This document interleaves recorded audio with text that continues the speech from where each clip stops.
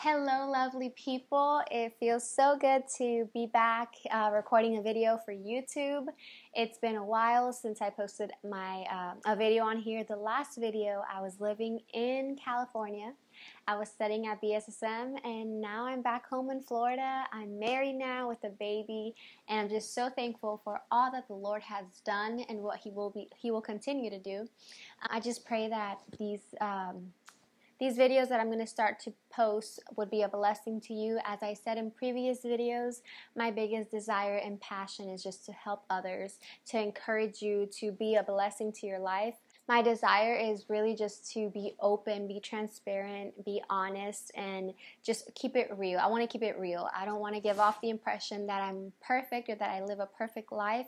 I want to share with you the good, the bad, the ugly, just with the hope that you all would learn through my experiences and that I could just encourage you all. With whatever it is that I decide to share, I just pray that the Lord would guide me to share whatever, that I would share whatever He wants me to share, not share too much or too little, but exactly what He wants me to share. So that is my desire. And so today I have a very exciting video. I wrote down the points on my phone, so I'm going to be looking at my phone. I'm no expert when it comes to this subject, but it is something that I'm so passionate about, and it is marriage. Even before I got married, I was so passionate about learning what a healthy marriage should look like, watching sermons on Christian marriages, and just truly praying so much for my future marriage. When I was single, I would pray so much for my future husband, my marriage, and I really have seen the fruit of my prayers. I've only been married for going on 3 years this year, but these are things that are super helpful, that have helped me in my marriage, and I pray that they can be a blessing to your marriage or your future marriage if you're not married yet. Let's just get right into it. So tip number 1 is remember that you are a team. Like they say, teamwork makes the dream work. For example, I don't believe that it's a cultural thing. Like, I've heard of cultures where it is expected that the woman do everything in the household and that it's all on her. But I don't believe in that. I'm so thankful for my husband who believes the same thing, that it's not just the woman giving her all, but also the man giving his all. And I think everything is so much more beautiful in a marriage when you help each other out, not just with the housework, but also in raising the kids. Now that we're parents, I see just how beautiful it is when you are truly working as a team, especially now that I'm a mother. Like, man, I pray and I bless those single moms who don't have the support of a husband, or vice versa, husbands who don't have the support of a wife, because parenthood is not easy. It's so beautiful. It's not easy, and I think that having that extra support in somebody makes it so much easier. So it's not just important in housework stuff, like I said, also in raising your kids, and also when arguments come, when difficult times come. Like, you have to be a team. You have to remember that that person is not your enemy. You're not fighting against each other. You have to fight against the problem or whatever it is, the disagreement that you're having. You're not each other's enemy. You are both there to support each other, to see each other win. We are one in a marriage. You are one with that person. If they lose, you're also losing. If they win, you're also winning. So that's number 1. So tip number 2. Never compare your spouse to someone else's spouse. You don't win anything by comparing them to somebody else's, because you're just going to hurt your spouse. They're going to feel like they're not enough for you. They're going to feel like you're unhappy in the relationship. Don't get caught up in comparing your spouse to somebody else's, because on the outside, the person you're comparing them to can seem perfect and they can seem to be doing the things you wish your spouse was doing, but in reality, you don't know how they are at home. You don't know how they are in their marriage, how they treat their spouse in their house. Like, you don't know the behind the scenes. So just be thankful for the spouse that God gave you, and be thankful that they do the things they do, and don't focus on what they're not doing and that you wish they did. Just be grateful, thank God for them, and bless them. And if there's something that they're lacking that you see in somebody else, or if there's something that you wish they would do, make it known to them. I've heard of people say things like, but I shouldn't have to tell them. It should just come from their heart. Okay, so something that I learned in my relationship with my husband ever since we started dating is that if there's an expectation that I have and it's not being met, then I need to communicate that. Because something that I remember we had, I don't remember what happened. Basically, I wanted my husband to do something a certain way, and he wasn't doing it like that. And so I felt like disappointed because, of course, my expectations weren't met. And I remember him telling me, like, you need to tell me because I cannot read your mind. And I'm like, oh my goodness, like, this is true. He cannot read my mind. How is he going to know if I don't tell him? So don't complain that your spouse is not doing something the way that you want them to do if you're not communicating it, because they're human. They can't read your mind. If you don't communicate it, you're going to be disappointed, and it's going to be a cycle of disappointment because you're not making known your desires. Just don't fall into that trap of comparing them, because it's not going to bless your marriage. And like they say, comparison is the thief of joy.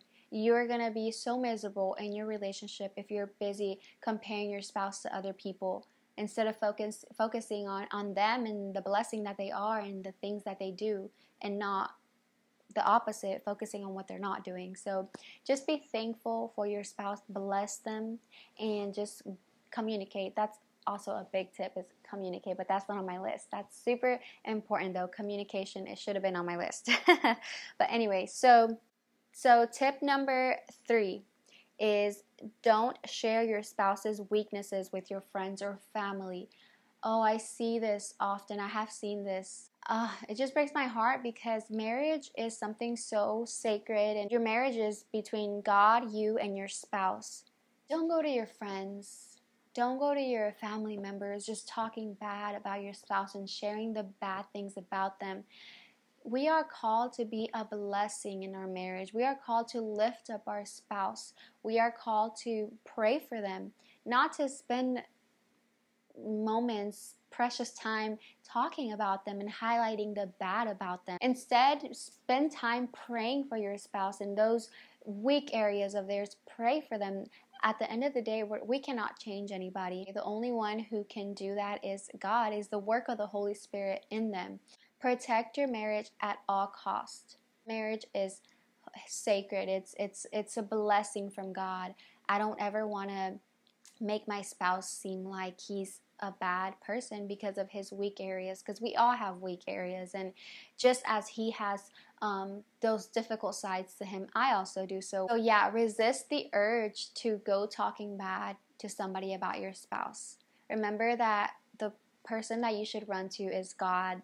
He should be at the center of your marriage. And if there's something that you're not liking about your spouse, or something that made you mad about him, take it to God. God knows him better than anybody else, better than your friends. God has the best advice for you in regards to your spouse and your marriage. So yes, protect your marriage. If you're going to talk about your spouse, let it be good things. Highlight the great things about them. Highlight how amazing they are. Highlight the blessing that they are to your life. Don't highlight the bad. And like anything in life, we should never focus on the bad things. It's always about highlighting the good. So that's a tip.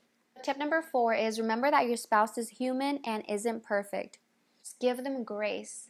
Remember that they are human, and we all have bad days.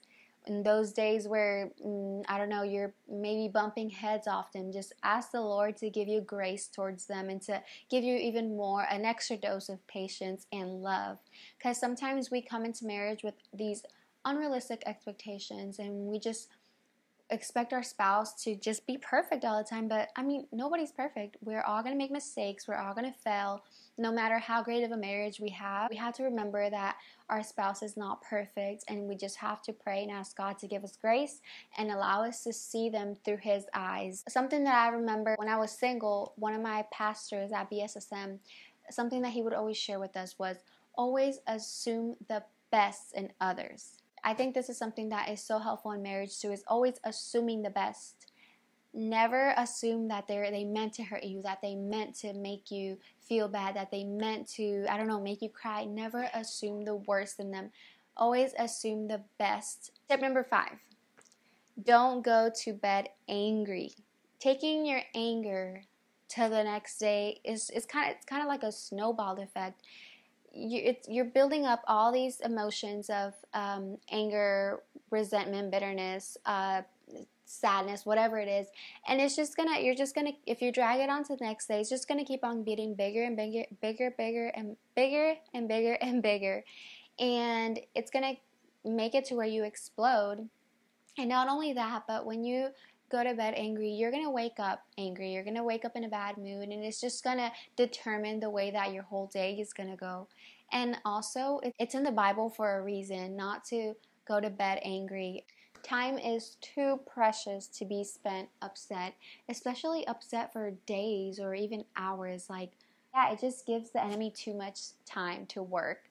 The devil preys on an angry heart, and that can eventually truly destroy your marriage. The longer you hold on to something, the heavier it gets, and eventually you're going to explode, and things are going to be made even bigger than what they really should have been. The devil's biggest desire, y'all, is to destroy Christian marriages.